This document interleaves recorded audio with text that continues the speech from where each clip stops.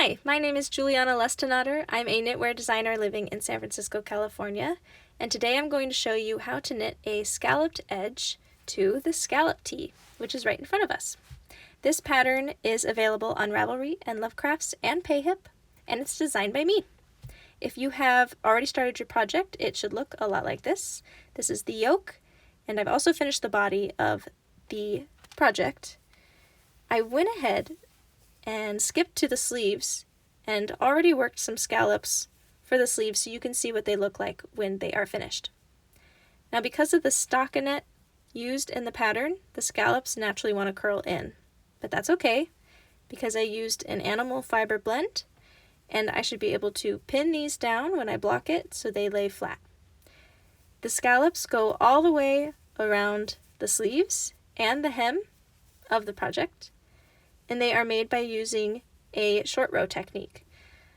In the pattern, it's called the German short row technique. I don't think the technique was actually made in Germany or created by the Germans, but it is the terminology being used these days for this technique. And what I really like about it is that the technique is practically invisible and you can't see really where those short row stitches are, unlike the wrap and turn method. In the pattern, you're going to see the acronym GSR, which stands for German short row, and it's very simple, and I'm excited to show you how to do it. So here I am at the bottom of the body of the piece.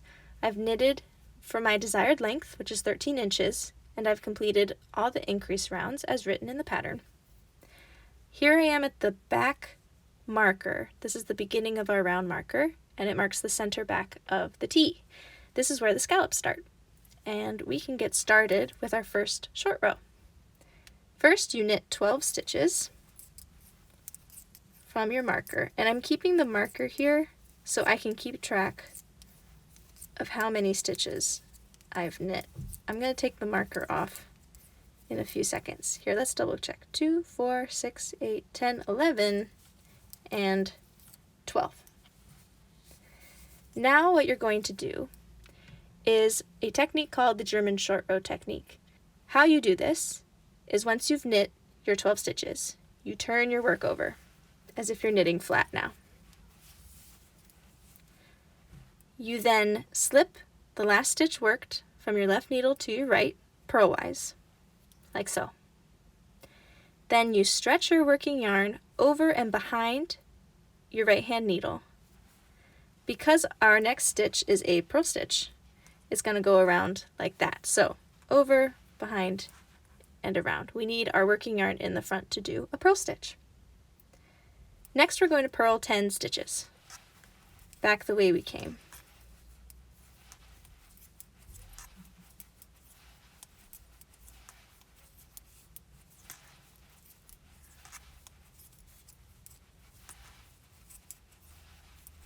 So let's double check that we've done 10 purl stitches. This does not count our GSR stitch here, which is short for German short row.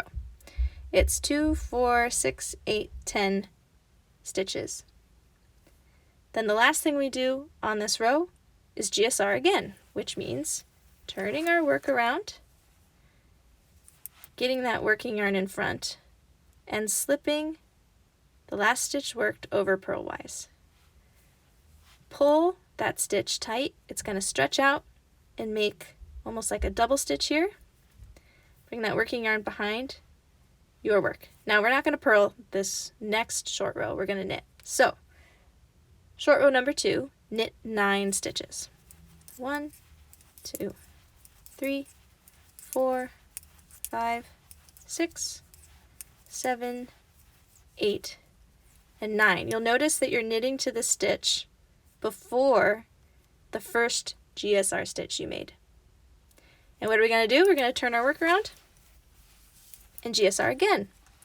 Get that yarn in front, slip purlwise, pull that stitch, bring the yarn in front again because we're going to purl 8 stitches.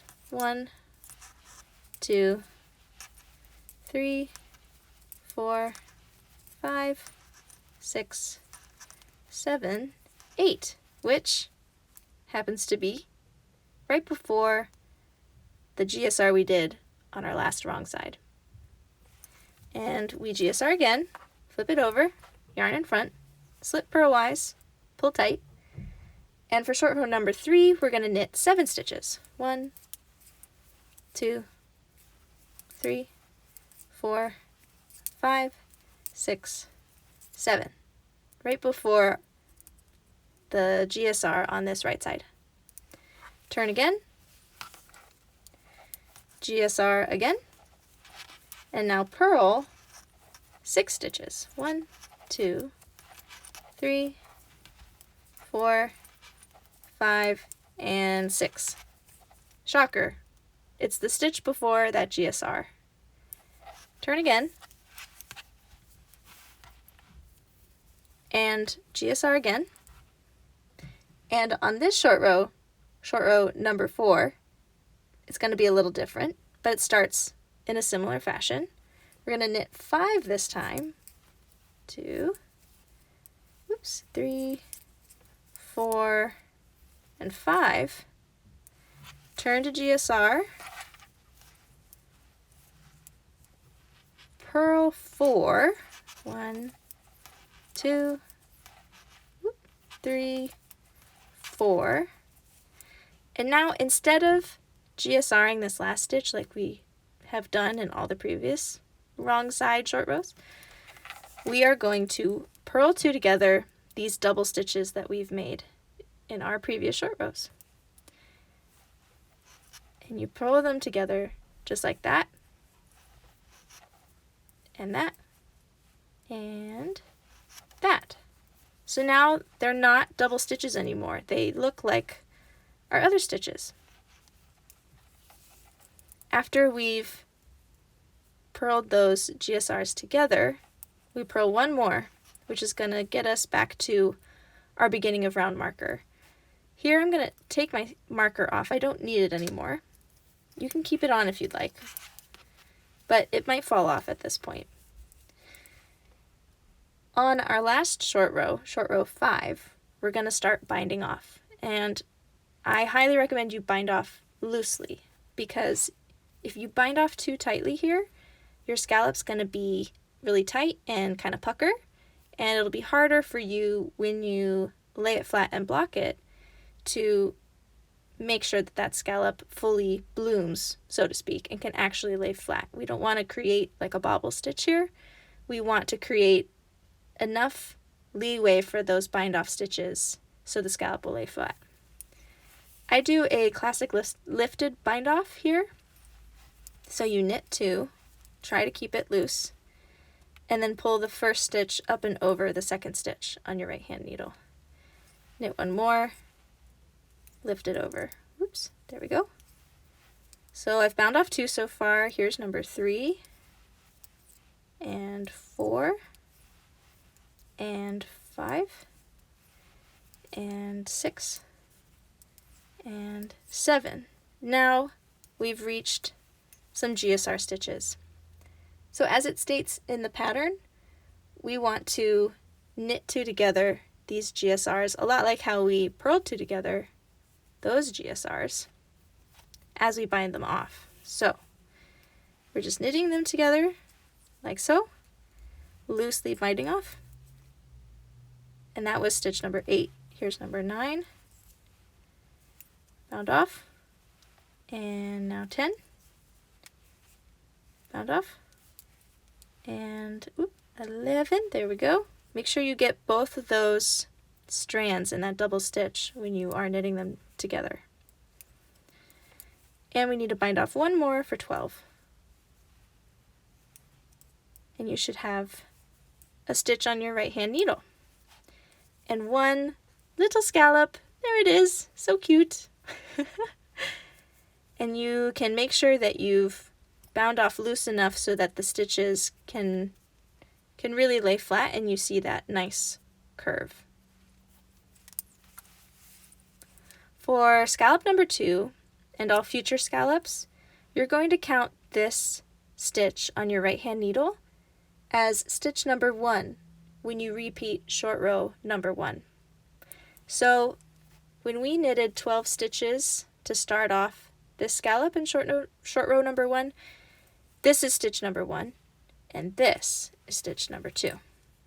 I also recommend that you pull stitches number 2 and 3 kind of tightly to prevent a gap that might form between these scallops. So let's see, we have 3 stitches here. 4, 5, 6, 7, 8, 9, 10, 11, 12. Let's double check. 2, 4, 6, 8, 10, 12. Perfect. And from here, we continue the sequence that we did with scallop number 1. They're all going to be worked the same. We GSR, that last stitch worked. Get that yarn in front and purl 10 stitches. So I've done 3, 4, 5, 6, 7, 8, 9, 10. It'll be 1 stitch left on your left-hand needle.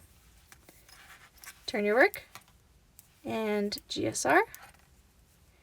And now we're on short row number 2, so we're going to knit 9 stitches. 2, 3, 4, 5, 6, 7, 8, 9, or in other words, knit till the stitch before that GSR you made.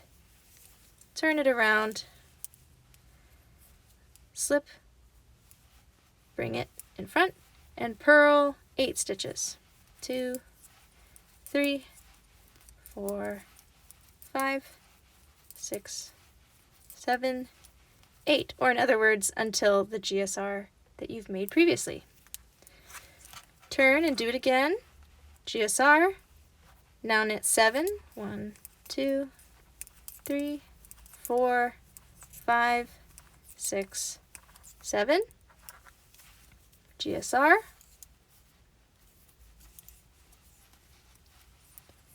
Purl 2, 3, 4, 5, 6. Get that ball over there. GSR. So much turning.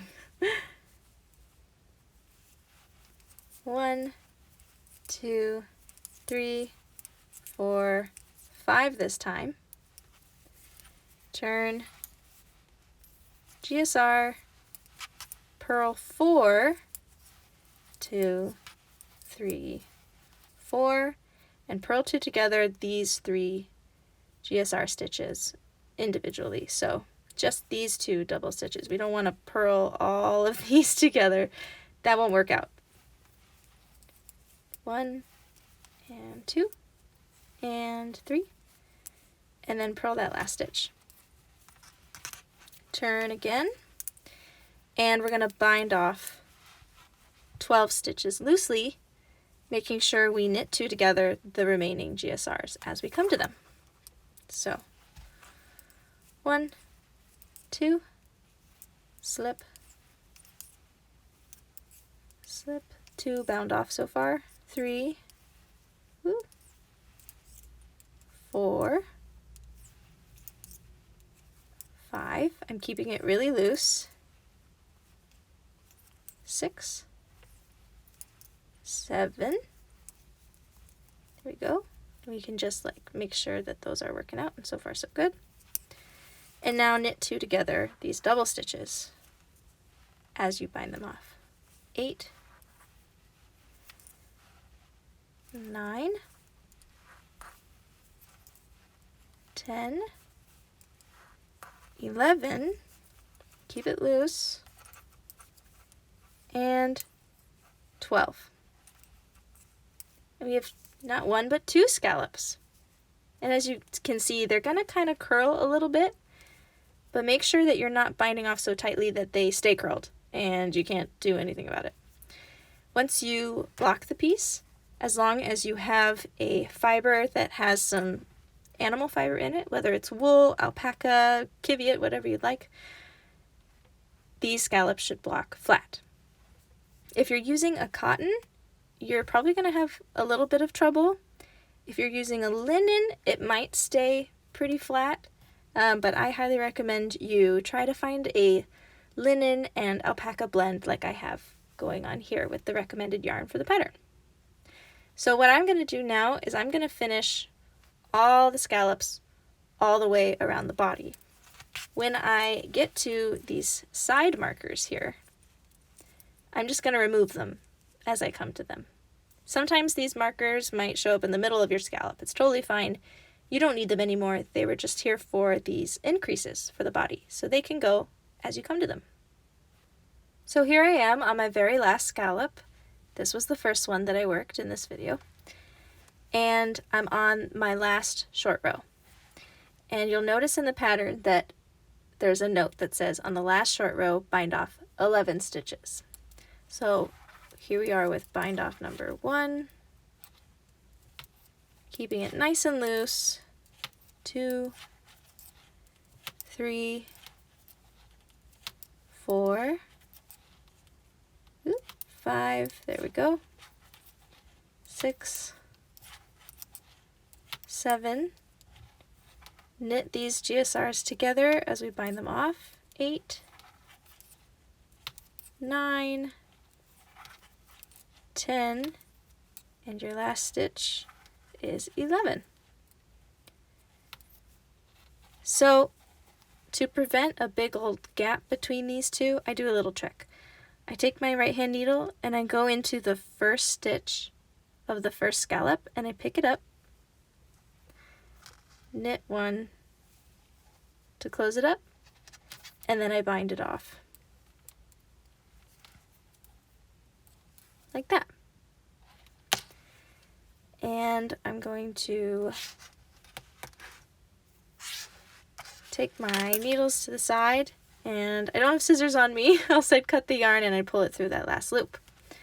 But here you go. Here are all the little scallops along the edge of your tee. So when you block it, go ahead and make sure that you pin along the bind off edge. So I would put the pins here where my fingernails are, between the last row of knitting and that cute little bind off chain that we've made. Thank you so much for watching. I hope you really enjoy knitting these little scallops for the tee. If you want to follow along with more of my videos in the future, go ahead and subscribe, hit the like button on this video, and I'll see you next time. Happy knitting!